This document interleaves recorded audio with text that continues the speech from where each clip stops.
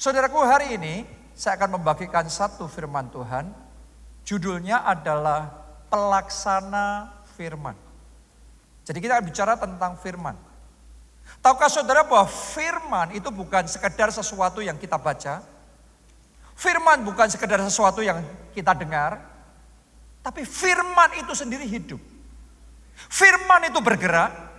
Firman itu berkuasa untuk mengubahkan. Firman itu punya kuasa untuk menciptakan apa yang tidak ada jadi ada. Oke, kita baca terlebih dahulu Alkitab kita. Roma 4 ayatnya yang ke-17. Seperti ada tertulis, engkau telah kutetapkan menjadi bapa banyak bangsa di hadapan Allah yang kepadanya ia percaya, yaitu Allah yang menghidupkan orang mati. Dan kalimat terakhir kita baca bersama dengan keras. 1, 2, 3. Yang menjadikan dengan firman-Nya apa yang tidak ada menjadi ada. Coba Anda renungkan di sini. Artinya firman Allah itu material untuk menjadikan yang tidak ada menjadi ada. Yang tidak ada. Saya mau tanya sama saudara, kalau Anda disuruh mengkategorikan apa saja dalam hidupmu masuk dalam kategori tidak ada. Mungkin sebagian dari tempat ini yang tidak ada jodoh. Atau mungkin anak. Atau mungkin rumah. Atau mungkin pekerjaan. Tapi tangkap firman Tuhan hari ini. Allah yang sanggup menjadikan dengan firman-Nya apa yang tidak ada jadi ada. Doa saya, segala sesuatu yang hari ini masih masuk kategori tidak ada, satu demi satu dibuat jadi ada, kesembuhan ada, mujizat ada, kemenangan ada, kesaksian-kesaksian yang besar akan ada. Anda akan ceritakan dalam hidup saudara oleh kuasa firman Tuhan. Firman Tuhan itu seperti kayak listrik. Tadi pagi buta tadi ruangan ini masih gelap. Tapi begitu saklarnya dipencet, maka tiba-tiba yang gelap jadi terang. Benar apa tidak? Sama halnya dengan kuasa firman Tuhan juga, tadinya gelap, tadinya nggak ada apa-apanya. Tetapi begitu firman Allah diperkatakan, firman Allah diucapkan, maka yang tidak ada jadi ada. Kita baca Kejadian 1 ayat 1 sampai ayat yang ketiga. Pada mulanya Allah menciptakan langit dan bumi. Ditulis di sini Allah menciptakan, God create. God create. Anda coba kita belajar dari ayat ini bagaimana Allah menciptakan. Gimana yang gak ada supaya jadi ada. Ayat yang kedua perhatikan. Ditulis begini, bumi belum berbentuk. Dan apa? Yang kedua, kosong.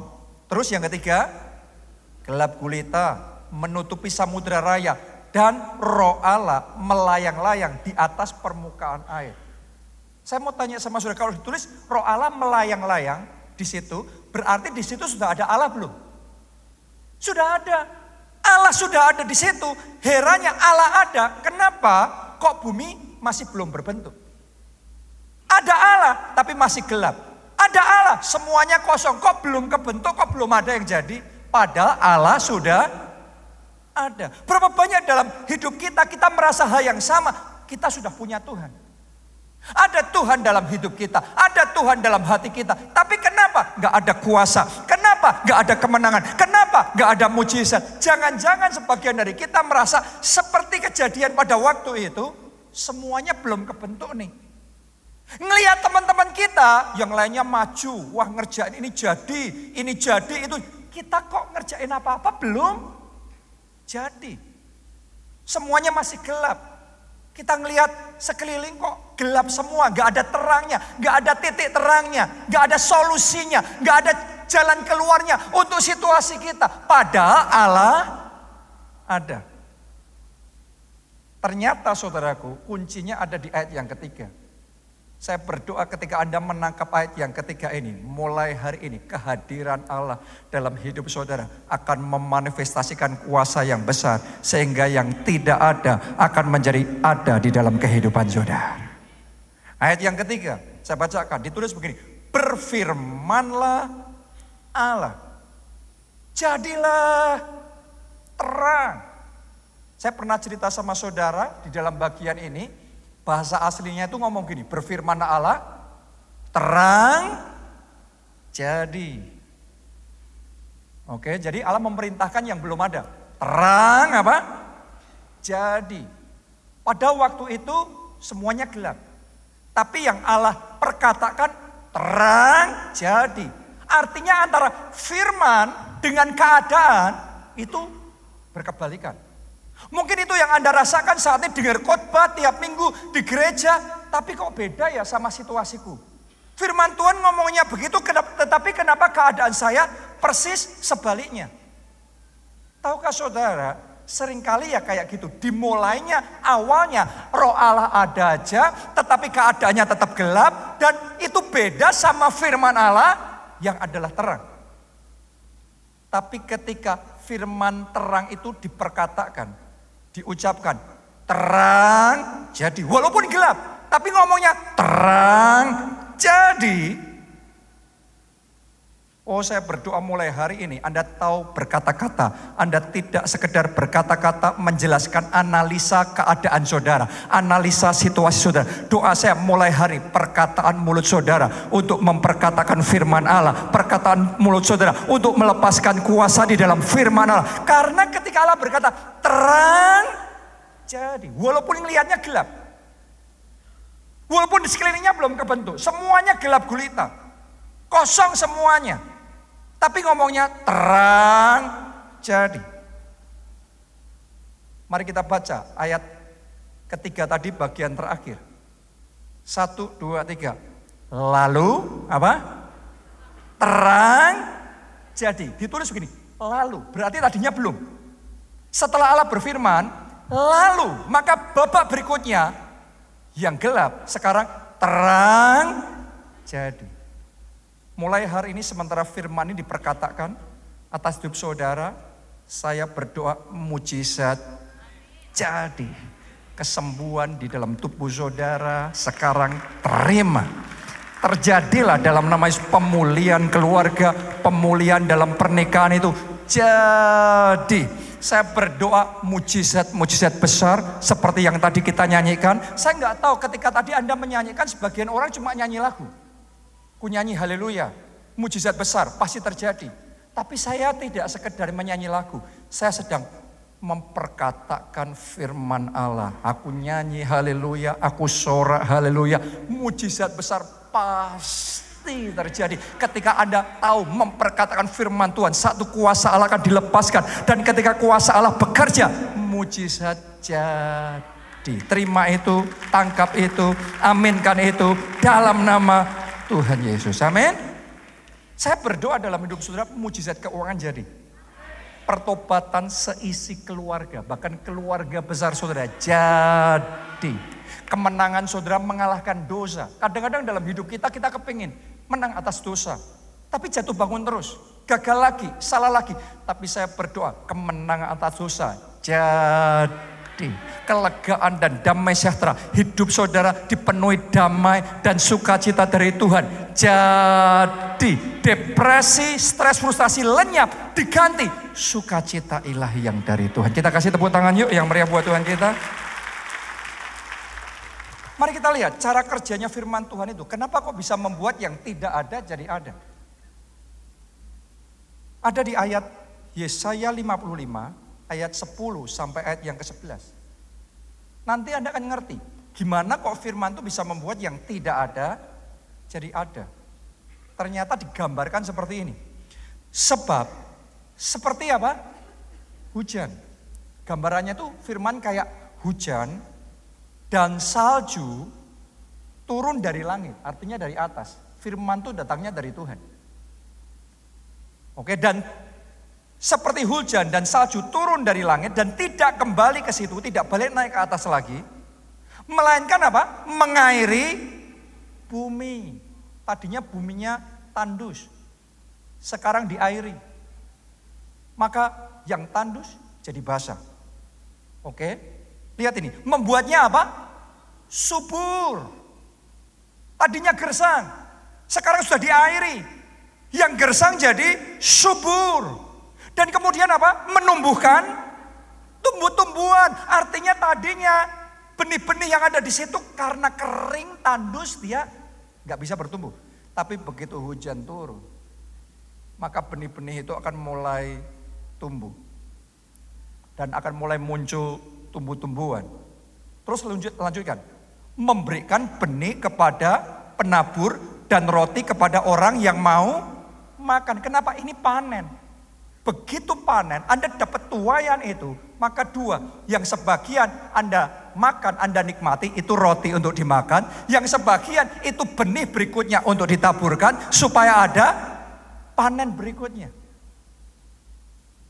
Tapi ini kuasa firman Tuhan. Ternyata firman Tuhan ketika diperkatakan terang jadi.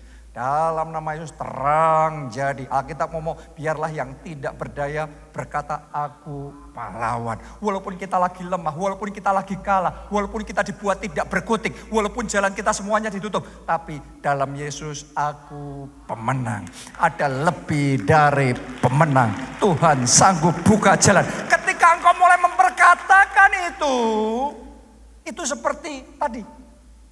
Hujan yang turun dari atas ke bumi gak akan balik ke atas, tapi akan mengairi, akan membasahi, akan menyuburkan dan akan menumbuhkan. Jadi mulai hari ini kalau ngelihat tandus, kalau ngelihat kering, mungkin yang kering adalah pekerjaan saudara, mungkin yang kering adalah keuangan saudara hari-hari ini. Dan godaan yang paling gampang keluar dari mulut kita adalah ngomong berat ini, susah ini, kering semuanya ini. Keadaan beda seperti tahun-tahun yang dulu nih. Tapi tantangannya buat kita saat kering ngomongnya basah. Saat tandus ngomongnya subur. Saat semua parameter dalam pekerjaan sudah turun. Tapi Anda berkata ada kemenangan, ada solusi, ada jalan keluar. Anda nggak ngomong itu untuk menipu diri sendiri. Tapi Anda sedang memperkatakan firman Tuhan dengan iman. Anda sedang melepaskan kuasa firman Tuhan. Karena firman Tuhan itu hidup. Firman Tuhan itu bukan sesuatu benda mati. No, firman Tuhan itu adalah pribadi Allah sendiri. Ketika Anda bekerja sama dengan firman Tuhan, Anda bekerja sama dengan Allah, maka di situ kuasa Allah bekerja. Kuasa Allah ketika bekerja itu yang akan membalikkan kegagalanmu dirubah menjadi keberhasilan, kekalahan saudara dirubah menjadi kemenangan. Dengan kuasa firman. Jadi para pengusaha, di sini saya yakin ada banyak pengusaha, kalau semua parameter sudah turun, jangan ikut lemas dan ngomong, ya susah sekarang berat. No. Mulut saudara perkataan firman. Belajar dari Allah, ngelihatnya gelap, ngerasanya gelap. Tapi berfirmanlah, berkatalah Allah, jadilah terang. Saya percaya di tempat ini saya sedang berbicara sama orang-orang yang hebat, yang masa depannya gilang gemilang. Dan Tuhan sedang bawa saudara tetap naik dan tidak turun. Mungkin Anda merasa situasimu turun terus. Tapi saya perkatakan, deklarasikan firman Allah terhadap saudara. Tangan Tuhan yang menopang saudara. Yang akan memberi kekuatan dan membawa saudara tetap naik dan tidak turun. Terbang tinggi bagaikan rajawan. Tahukah saudara, itu perkataan yang ketika diucapkan orang lain gak ngerti. Dipikirnya nipu diri. Tuhan ngomong sama Abram. Sekarang aku ganti namamu jadi Abraham. Tadinya Abram, dia belum punya anak, satu pun gak bisa. Tapi diganti namanya Abraham. Bapak banyak bangsa. Itu bukan untuk nipu diri sendiri atau nipu orang lain, gak punya anak tapi ngomong punya anak. No, itu adalah melepaskan, mengaktifkan kuasa firman. Kuasa Allah sedang bekerja dalam kehidupannya. Sehingga orang yang gak punya sekarang jadi bapak banyak bangsa. Yang belum pernah mengalami kuasa Tuhan, belum punya kesaksian pribadi, dapat pertolongan Tuhan, doa saya akhir 2024 Dan 2025 nanti akan jadi tahunnya banyak mujizat, tahunnya banyak kesaksian, tahunnya banyak perbuatan-perbuatan Tuhan yang ajaib terjadi dalam hidup saudara. Amin. Jadi lawan keadaan saudara dengan kuasa firman. Lanjutkan pembacaan tadi ayat yang ke-11. Demikianlah firmanku yang keluar dari mulutku, iya. Lihat tuh, iya itu pribadi. Jadi Tuhan memperkatakan firman itu bukan sesuatu. Disebut sebagai iya. Ini pribadi. Iya tidak akan kembali kepadaku dengan sia-sia. Tetapi iya, saya berdoa mulai hari ini, Anda memperlakukan firman Tuhan sebagai pribadi. Karena firman itu hidup. Iya akan melaksanakan apa yang ku kehendaki dan akan berhasil dalam apa yang kusuruhkan kepadanya. Amin. Jadi mulai hari ini saya berdoa sementara Anda belajar memperkatakan firman Tuhan itu, setiap perkataan firman Tuhan yang Anda ucapkan satu demi satu berhasil. Ia tidak akan kembali dengan sia-sia, tetapi ia akan melaksanakan yang diperintahkan kepadanya dan ia akan berhasil. Akan ada hasil kemenangan, akan ada hasil terobosan, akan ada hasil buah-buah pertobatan yang nyata, akan ada hasil kemuliaan Tuhan dinyatakan dalam hidup saudara. Amin. Nah, sekarang berikutnya lagi. 2 mekanisme firman Tuhan bisa terlaksana. Karena di ayat tadi yang kita baca awal, Allah yang menjadikan dengan firman-Nya apa yang tidak ada jadi ada. Nah, firman supaya bisa jadi ada, supaya benar-benar terlaksana, ada 2 mekanisme. Nomor 1, firman terlaksana tanpa perlu melakukan apapun. Jadi kitanya nggak perlu ngelakuin apa-apa, tapi karena Allah sendiri yang berfirman, Allah sendiri yang berjanji, maka semua yang diperkatakan Allah pasti jadi. Dalam hidup saya, dalam perjalanan saya sama Tuhan, saya belajar saudaraku, ada saat-saat tertentu Tuhan ngomong sama saya, kamu duduk manis saja. Aku yang take over. Aku yang ambil alih situasimu. Dan kalau saya nurut sama Tuhan, saya duduk manis yang mana itu agak susah buat saya. Karena saya tipe eksekutor, saya tipe yang di lapangan untuk wah ini itu dan lain sebagainya. Saya harus narik diri, nahan diri untuk belajar tinggal tenang dan percaya. Tapi kalau saya nurut yang Tuhan ngomong diam, saya diam. Tangannya yang ajaib. Dia yang akan bekerja. Membuat semuanya jadi. Walaupun kita nggak melihatnya mungkin. Walaupun kita nggak merasanya mungkin, belum tentu Tuhan tidak bekerja. Ada orang-orang di tempat ini, Anda belum melihat Tuhan bekerja, tetapi tanpa engkau sadar, di balik layar Dia sedang bekerja. Dia sedang men-setting situasi-situasi dalam hidup saudara. Dia sedang membuat pengaturan-pengaturan untuk bekerja, membuat yang difirmankannya jadi terlaksana di dalam hidup saudara. Oke, contohnya Maria. Coba Anda renungkan. Maria ini gadis polos, gadis sederhana, orang biasa, bukan darah bangsawan, bukan keturunan ningrat atau pejabat tinggi. Ini orang biasa, tiba-tiba didatangi sama malaikat, terus kemudian malaikat ngomong, kamu Maria akan mengandung dan kamu akan melahirkan Sang Mesias, Juru Selamat dunia. Saudaraku, orang biasa nih, terima perkataan sebesar itu. Gimana caranya? Nggak mungkin. Secara manusia itu beyond her. Secara manusia itu melampaui dirinya sendiri. Impossible. Makanya Maria ngomong, gimana caranya Tuhan? Aku belum bersuami. Kok bisa mengandung, bisa hamil? Kadang-kadang kita ketika menerima rema dari Tuhan, menerima janji dari Tuhan, gimana caranya Tuhan? Bayar semua utang ini, 7 keturunan enggak selesai. Tapi Tuhan ngomongnya lunas. Gimana caranya Tuhan? Padahal kedokteran semuanya ngomong ini enggak mungkin. Ini penyakit, ini hanya mungkin dirawat supaya enggak terlalu cepat bertambah parah. Supaya ya dipertahankan sebisa mungkin. Tapi kok firman Tuhan ngomong sembuh. Gimana ini caranya? Waktu Maria bertanya-tanya seperti itu. Malaikat ngomong gini, sudah kamu gak perlu tahu caranya. Roh Kudus akan menaungi kamu dan semuanya jadi. Ada hal-hal tertentu Tuhan akan memberitahu kita, kamu harus begini, kamu harus begitu, lakukan ini, lakukan itu. Tapi ada momen tertentu Tuhan akan ngomong sama saudara, duduk manis saja di sini. Aku yang akan bekerja dalam hidupmu. Ada seseorang di tempat ini melalui firman Tuhan. Tuhan akan nyatakan kuasanya. Engkau terima rema ini, instruksi Tuhan ini. Dan engkau taat duduk diam. Tuhan take over keadaan keluarga saudara. Tuhan take over pekerjaan keuangan saudara. Dan Anda akan melihat mujizatnya nyata. Jadi itu. Sekarang mujizat yang terjadi itu dalam hidup saudara. Amin. Haleluya. Siapa di sini yang pernah pesan online, pesan makanan online, pesan barang online, taksi online, boleh lambaikan tangan? Hampir semuanya atau semuanya ya?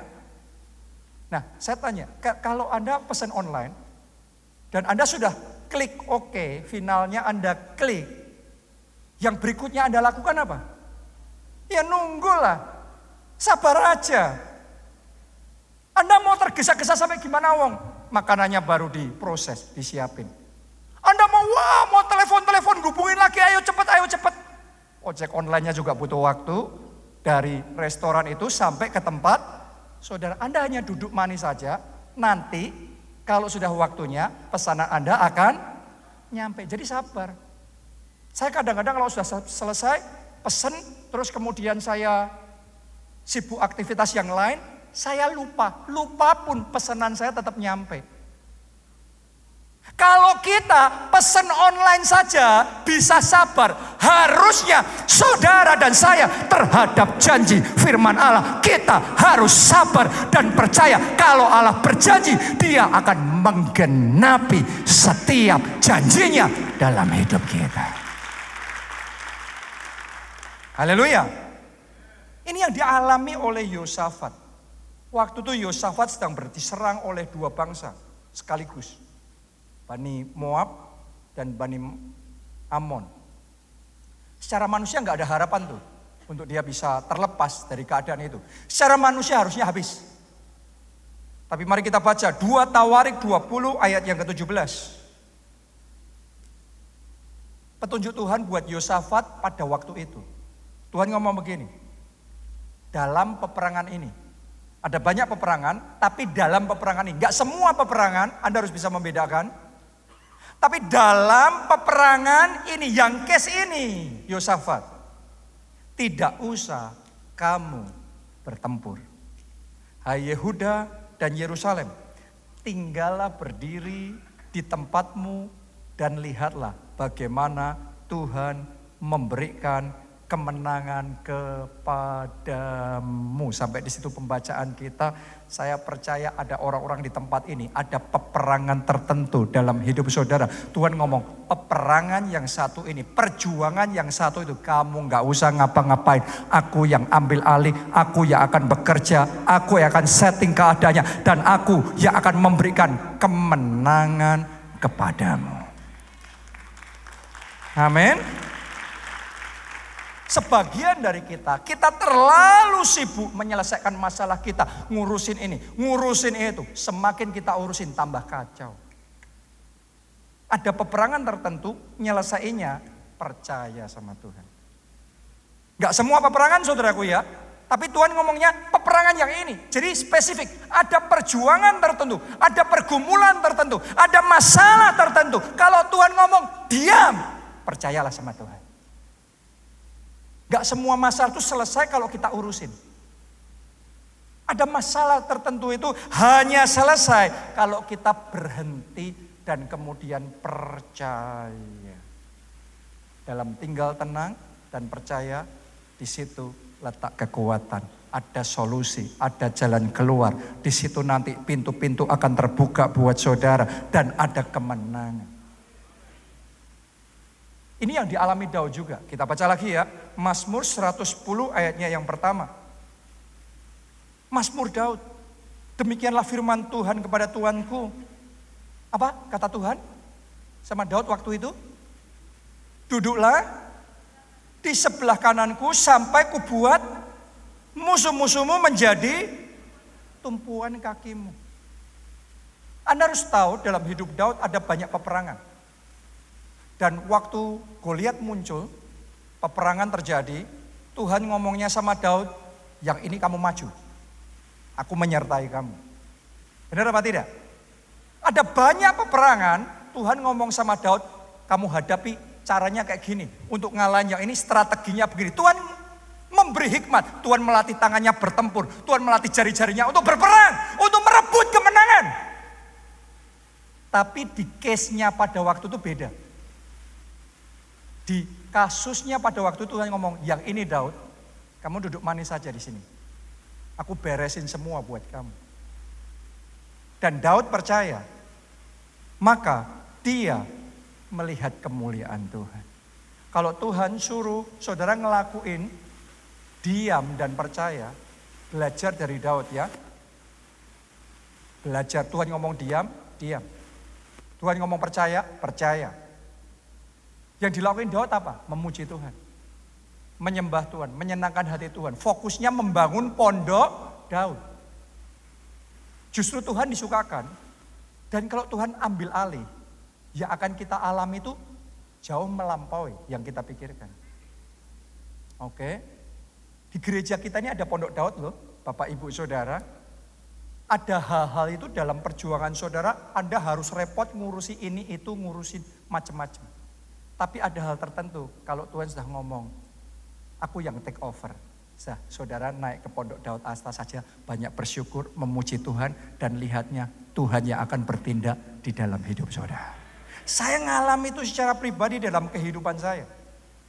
Ada satu momen waktu sekian tahun yang lalu dalam hidup saya, di mana semua segala sesuatu yang ada dalam tanggung jawab saya, semuanya bermasalah semua.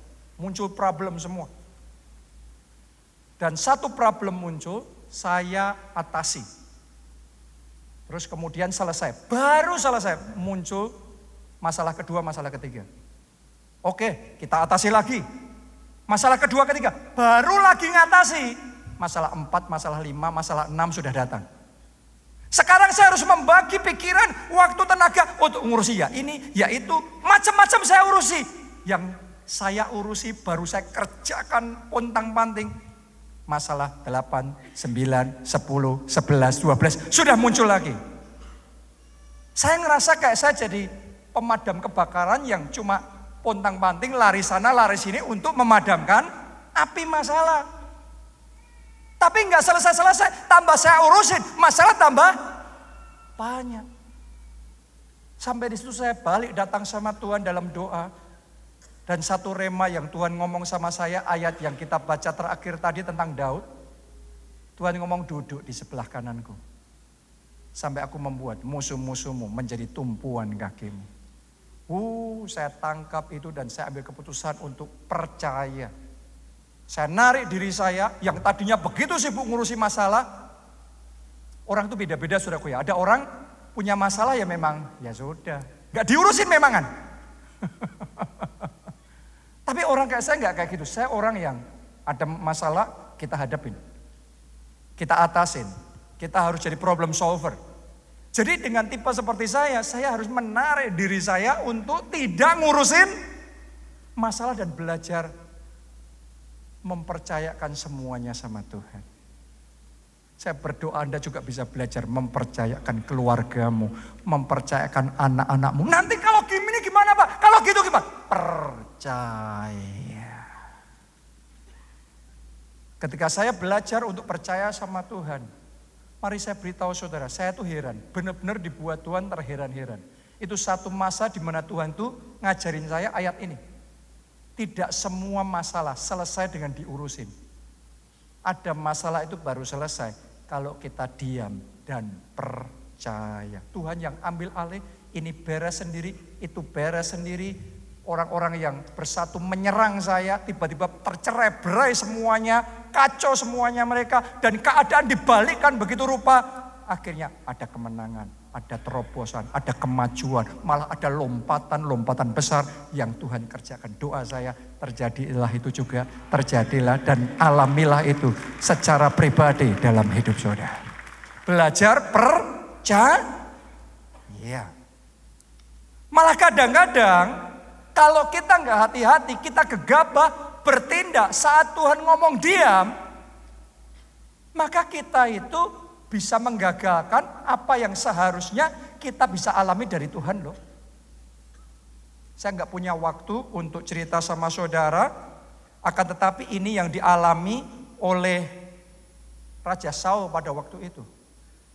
Dalam peperangan melawan Amalek, Tuhan ngomong, Nabi Samuel ngomong, menyampaikan pesan Tuhan kepada Raja Saul, kamu tunggu 7 hari.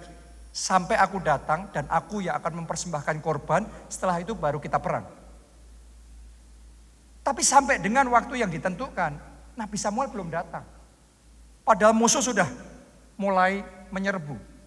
Akibatnya barisan tentara Israel mulai kacau ini. Mulai goyang nih, mulai kocar-kacir nih.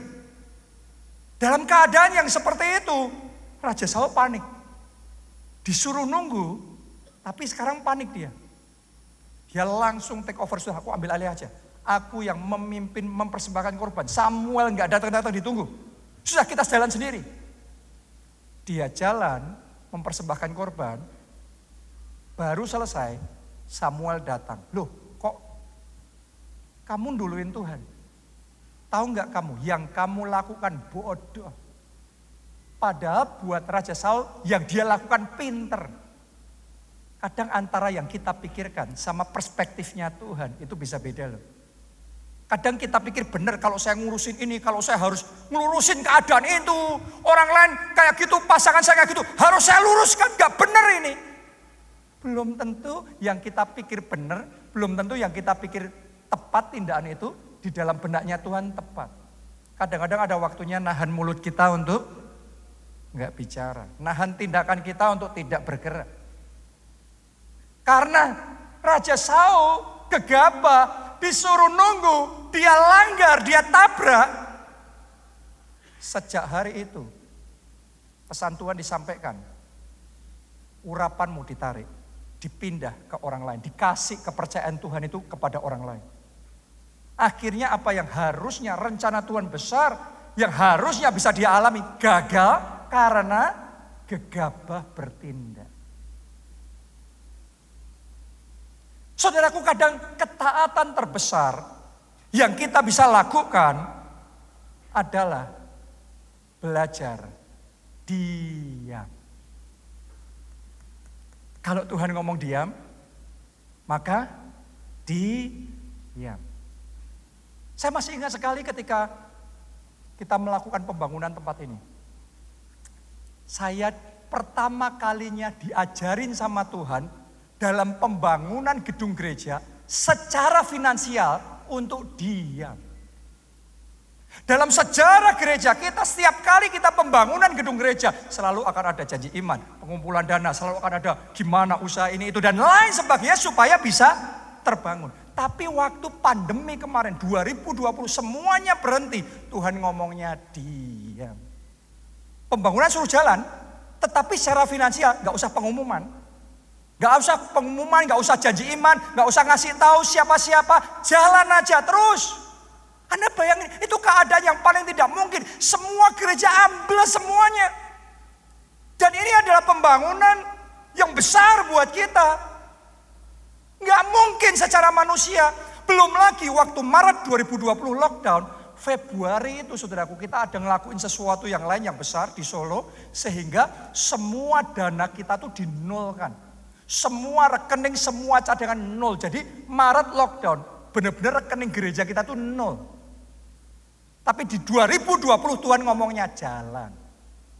Dari mana dananya Tuhan? Aku yang menyediakan. Kalau saya nggak belajar percaya sama Tuhan, di masa pandemi saya ngomong pengumuman, wah kita mau pembangunan, ayo janji iman, malah marah semuanya. Lagi pandemi. Malah kita disuruh persembahan janji iman. Oh, bisa marah semua saudaraku. Tapi Tuhan ngomongnya diam. Dan disitu saya belajar percaya. Tapi tahukah saudara, Tuhan itu gak pernah mengecewakan loh. Kalau dia berfirman dengan kuasa firman-Nya semuanya jadi. Lantai 1 jadi, lantai 2 jadi, lantai 3 tidak ditinggalkan sama Tuhan. Lantai 4 terus disertai oleh Tuhan. Sampai lantai 9 semuanya jadi. Secara manusia di keadaan normal saja harus janji iman. Tapi di keadaan paling hopeless pun disuruh gak usah ngomongan sama sekali, gak usah janji iman. Dan Tuhan itu berkuasa. Saya mau ngomong sama saudara, di titik terendah dalam hidupmu, belajar percaya sama Tuhan. Engkau akan melihat kemuliaan Tuhan, kuasanya bertindak, mujizatnya nyata dalam hidup saudara. Tepuk tangan yuk yang meriah buat Tuhan yang membuat dengan firman-Nya yang tidak ada jadi ada. Yang terakhir yang kedua, mekanisme yang kedua firman Allah terlaksana ketika kita jadi pelaksana firman. Ini beda sama yang pertama. Kalau yang pertama tadi firman Tuhan akan terlaksana kalau kita belajar diam. Tapi yang kedua, dalam peperangan ini kita harus jadi pelaksana firman. Kita baca Yoel 2 ayat 11. Dan Tuhan memperdengarkan suaranya di depan tentaranya. Pasukannya sangat banyak. Dan apa? Pelaksana firman-Nya kuat. Coba semuanya katakan pelaksana firman yang kuat. Ayo ngomong dengan suara yang kuat dong. 2, 3. Pelaksana firman yang kuat. Kalau Anda terima firman Tuhan, Anda terima rema firman Tuhan, jadilah pelaksana firman yang kuat. Sama-sama melakukan firman. Kalau di titik Tuhan ngomong, kamu maju yang ini, kamu perang yang ini, kamu berjuang yang ini. Begitu Tuhan ngomong berjuang, Anda harus tahu tingkat kekuatan di dalam perjuangan saudara menentukan seberapa besar kemenangan yang Tuhan akan kerjakan dalam hidupmu. Jangan jadi pelaksana firman, jadi sih, tapi loyo, lemah. Jadilah pelaksana firman yang kuat. Kalau Tuhan suruh Anda untuk bergerak, bergeraklah. Kalau Anda disuruh oleh Tuhan maju menghadapi Goliat, maju hadapi itu. Berjuang all out, segenap kekuatan kerahkan itu. Jadilah pelaksana firman yang kuat. Anda akan melihat kuasa Tuhan besar dinyatakan dalam hidup saudara. Mari kita baca yang dialami oleh Yosua dan bangsa Israel. Kita baca di Yosua 23 ayat 14. Maka sekarang, ini pidato terakhirnya Yosua sebelum dia meninggal. Ya, jadi ini pesan terakhir. Maka sekarang sebentar lagi aku akan menempuh jalan segala yang fana. Sebab itu insaflah dengan segenap hatimu dan segenap jiwamu bahwa satu pun dari segala yang baik yang telah dijanjikan kepadamu oleh Tuhan Allahmu tidak ada yang tidak dipenuhi. Semuanya telah digenapi bagimu. Tidak ada satupun yang tidak dipenuhi. Saya berdoa blessing yang ini Tuhan berikan dalam hidup saudara. Mulai hari ini semua yang pernah dijanjikan Tuhan sama saudara. Semua visi dan impian yang pernah Tuhan taruh di dalam hidup saudara. Setiap rema yang Tuhan berikan dalam hidup saudara. Semuanya tergenapi. Tidak ada yang tidak terjadi. Semuanya terjadi dalam hidup saudara. Tapi Anda harus tahu. Di kasusnya bangsa Israel dan Yosua ini untuk dapat janji Tuhan, yaitu tanah perjanjian, tanah yang berlimpah-limpah dengan susu dan madunya, cara dapatnya bukan diam. Yang Tuhan ngomong sama Yosua dan bangsa Israel, bukan kamu duduk manis di sini. No. Yang Tuhan ngomong seberangi sungai Yordan, take over Jericho, take over Ai, take over satu demi satu wilayah di tanah perjanjian. Disuruh untuk perang.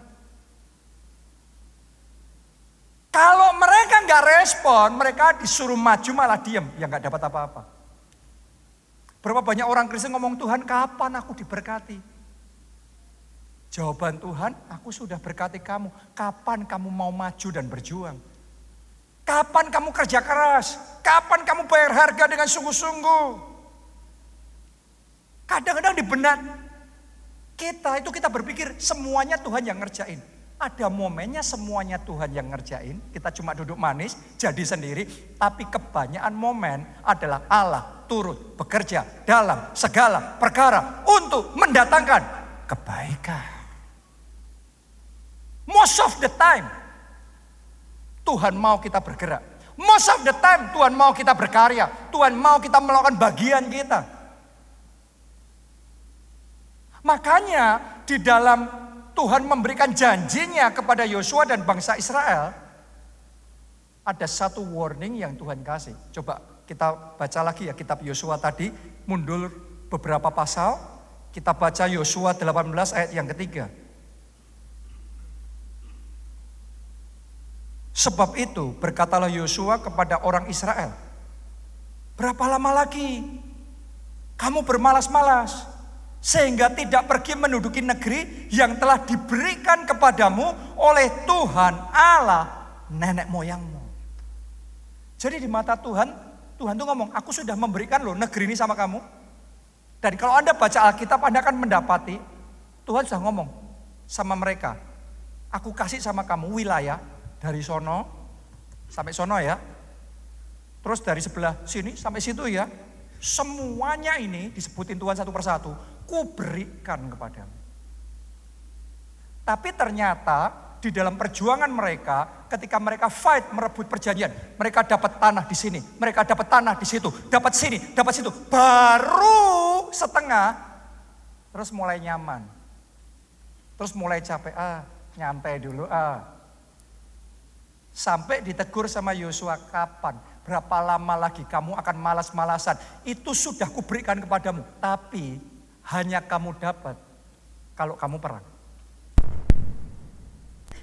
Kadang-kadang sebagian orang Kristen berpikir kalau Tuhan sudah ngasih janji, maka terjadi sendiri.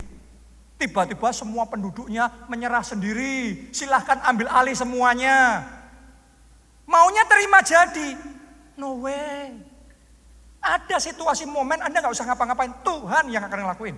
Tapi most of the time, kebanyakan kalau Tuhan janji, kita harus meresponi, kita harus berjuang, kita harus fight, kita harus mengerahkan segenap kemampuan kita, segenap kekuatan kita untuk mengejar janji Tuhan. Sampai semua yang baik yang dijanjikan Tuhan kepada kamu, semuanya tergenapi 100%. Tidak ada yang terluput, tidak ada yang terlewat. Semuanya terjadi dalam hidup kita.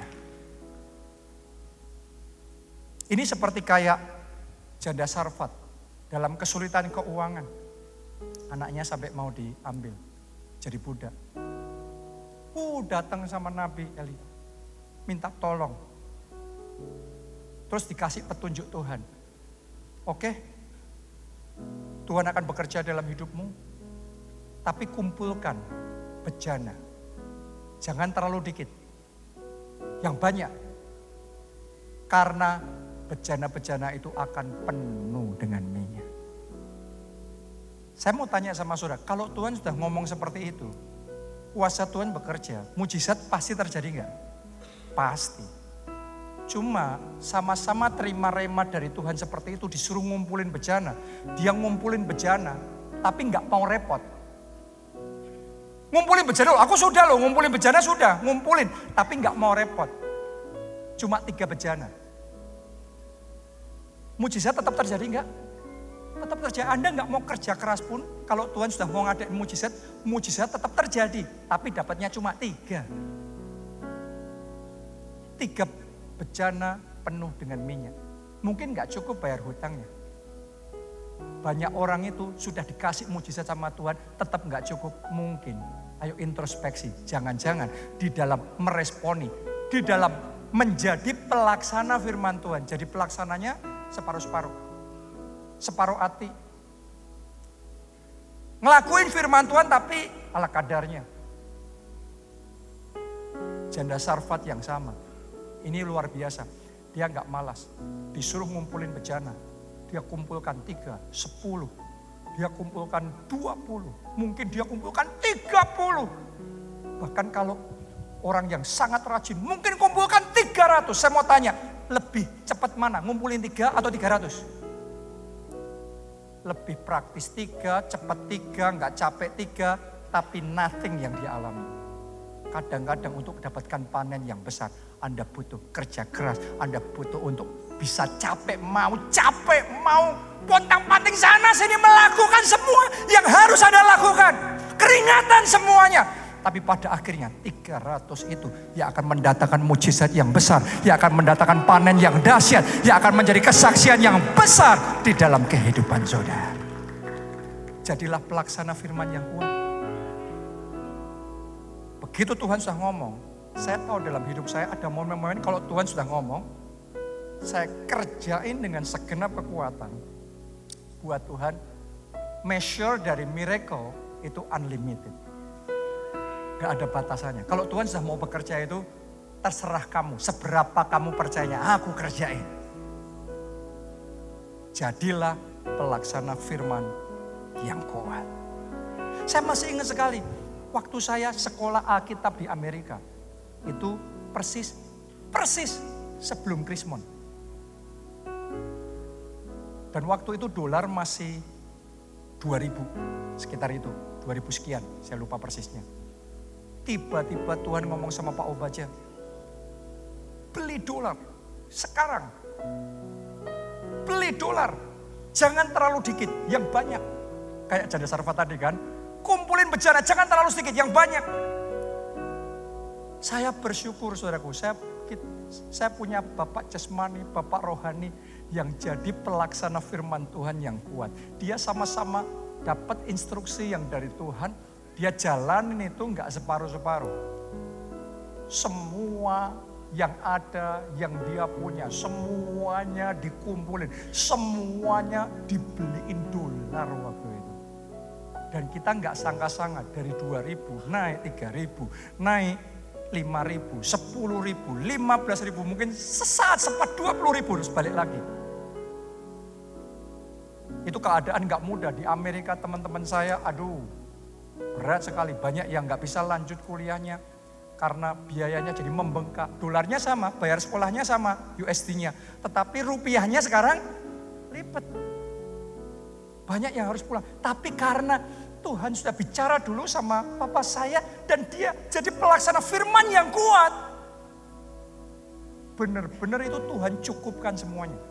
Tahu nggak saudaraku, selama sekian tahun saya sekolah di sana, semua uang sekolah, semua uang makan, semua uang main, semua uang belanja, semuanya tercover dengan satu tindakan ketaatan.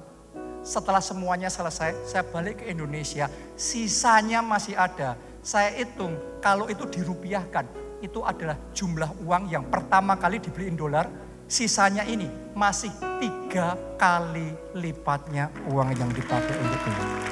Jadi saya dapat beasiswa dari surga, dibayarin semuanya. Uang sekolah, shoppingnya, makannya, biaya hidup semuanya, tiket bolak-balik.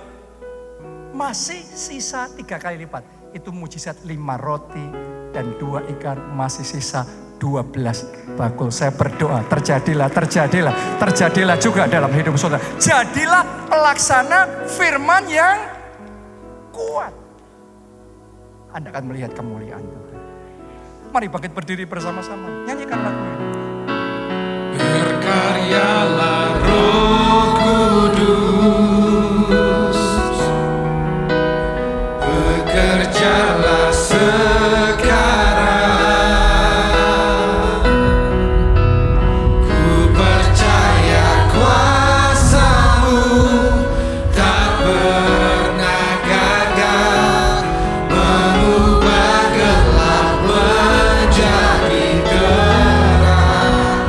Berkarya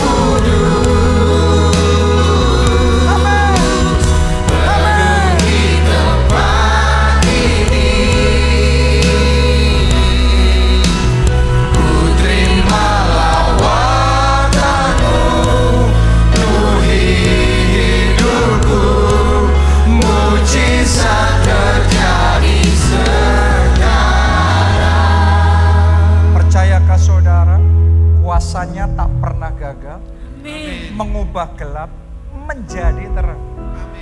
Tapi untuk kuasanya bekerja, kita butuh pribadinya dalam hidup kita. Karena itu saya ajak kita semua untuk buka hati terima Yesus sebagai Tuhan dan Juru Selamat. Anda yang belum, ini kesempatan besar buat saudara. Karena ketika Anda terima Yesus sebagai Tuhan dan Juru Selamat, maka Anda akan terima pengampunan dosa. Dosa yang merah seperti kirmisi diputihkan seperti salju. Anda juga akan terima jaminan keselamatan untuk bisa masuk dalam kerajaan surga. Anda yang mau itu, ayo kita angkat dua tangan kita. Ikuti doa ini. Katakan, Tuhan Yesus, Tuhan Yesus, masuklah dalam hatiku. masuklah dalam hati. Jadilah Tuhan dan Juru Selamatku. Jadilah Tuhan dan Juru Selamat. Ampuni dosa-dosaku. Ampuni dosa-dosa. Selamatkan aku ya Tuhan. Selamatkan aku.